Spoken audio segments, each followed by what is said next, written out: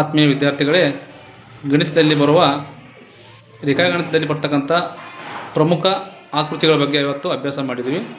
ಮೊದಲನೇದಾಗಿ ತ್ರಿಭುಜ, ಚತುರ್ಭುಜ, ಚೌಕ, ಆಯತ, ಷಟ್ಭುಜಾಕೃತಿ ಹಾಗೂ ಅಷ್ಟಭುಜಾಕೃತಿ ಈ ಆಕೃತಿಗಳನ್ನು ನಾವು ಇವತ್ತು ಅಭ್ಯಾಸ ಮಾಡಿದ್ದೀವಿ.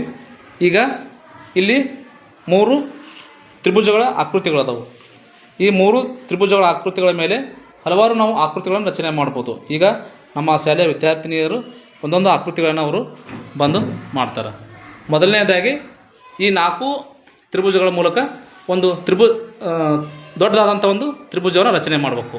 ಮಾಡ್ರಮ್ಮ ಯಾರು ಫಸ್ಟು ಒಂದು ದೊಡ್ಡದಾದಂಥ ಒಂದು ತ್ರಿಭುಜವನ್ನು ರಚನೆ ಮಾಡಬೇಕು.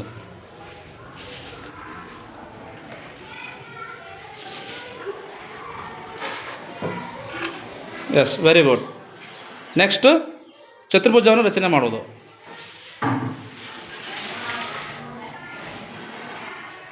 ವೆರಿ ಗುಡ್, ಇದು ಚತುರ್ಭುಜ. ನೆಕ್ಸ್ಟ್ ಚೌಕ.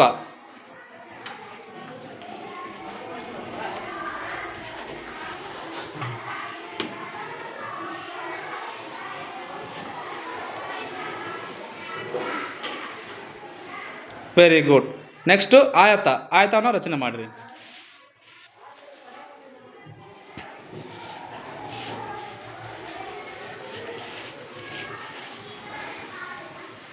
ವೆರಿ ಗುಡ್, ಇದು ಆಯತ.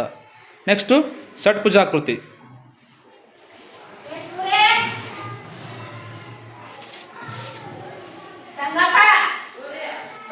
ವೆರಿ ಗುಡ್, ಇದು ಷಟ್ಭುಜಾಕೃತಿ ಇದನ್ನು ಕರಿತೀವಿ. ನೆಕ್ಸ್ಟು ಅಷ್ಟಭುಜಾಕೃತಿ.